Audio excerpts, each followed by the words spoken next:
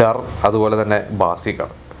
ഈ ഒരു 2 സിനിമയിലും ആൻറ്റി ഹീറോ അല്ലെങ്കിൽ ടൈപ്പ് ഓഫ് റോൾസ് ചെയ്ത് മറ്റുള്ള ഒരുപാട് നടന്മാർ റിജക്റ്റ് ചെയ്ത ആ റോൾസ് ഏറ്റെടുത്ത് ചെയ്ത് 93 എന്ന് പറയുന്ന ആ ഒരു വർഷം ഹിറ്റുകൾ കൊടുത്ത ഒരു നടനാണ് ഷാറൂഖ് ഖാൻ. അതോടുകൂടിയാണ് ഷാറൂഖ് ഖാൻ പിന്നെ എന്താ പറയുക ഒരു മുൻനിരയിലേക്ക് വന്നു.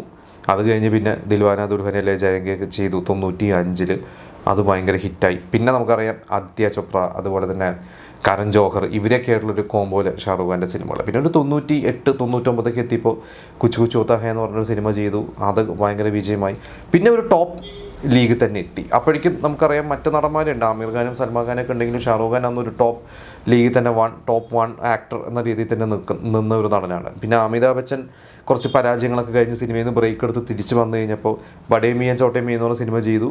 പിന്നെ ഷാറൂഖ് ഖാൻ്റെ ഒപ്പം മൊഹബത്തേനിലാണ് തുടക്കം വന്നത്. പക്ഷേ ആദ്യം ഇറങ്ങിയത് മൊഹബത്തേൻ നീണ്ടുപോയപ്പോൾ ഈ ഒരു ബഡേ മിയാൻ ചോട്ടെ മീനായിരുന്നു. അപ്പോൾ അന്ന് ഞാനവിടെ വായിച്ചിട്ടുണ്ട്, എത്രത്തോളം സത്യമൊന്നും അറിയില്ല. അന്ന് അമിതാഭ് ബച്ചന് തിരിച്ചു വരവിന് ഷാറൂഖ് ഖാൻ കൂടി സഹായിച്ചിട്ടുണ്ട്. കാരണം മൊഹബത്തേനിൽ അമിതാഭ് ബച്ചന് ഒരു ഗംഭീര റോൾ കൊടുത്തിട്ടാണ് അമിതാഭ് ബച്ചന് തിരിച്ചു വന്നത്. പിന്നെ കബി ഖുഷി കബി ഗം എന്ന് പറഞ്ഞ സിനിമ അമിതാഭ് ബച്ചനും അന്നത്തെ യുവതാരമായ ഋത്തിക് റോഷനും ഷാറൂഖ് ഖാനൊക്കെ ഒരുമിച്ച് അഭിനയിക്കുന്നു എന്ന് പറഞ്ഞു വന്നു. പിന്നെ ഷാറൂഖ് ഖാൻ എത്രയോ സിനിമകൾ, അത് കഴിഞ്ഞ് 2000 ഒക്കെ കഴിഞ്ഞപ്പോൾ ഈ പറഞ്ഞ പോലെ വിജയവും പരാജയവും ഒക്കെ സംഭവിച്ചു. പക്ഷേ അന്നും ഷാറൂഖ് ഖാൻ എന്താ പറയുക ആ ഒരു ലീഗിൽ തന്നെ അദ്ദേഹത്തിൻ്റെ ആ ഒരു സ്റ്റാർഡം വീഴാതെ തന്നെ അദ്ദേഹം മെയിൻറ്റെയിൻ ചെയ്തു എന്നുള്ളതാണ്.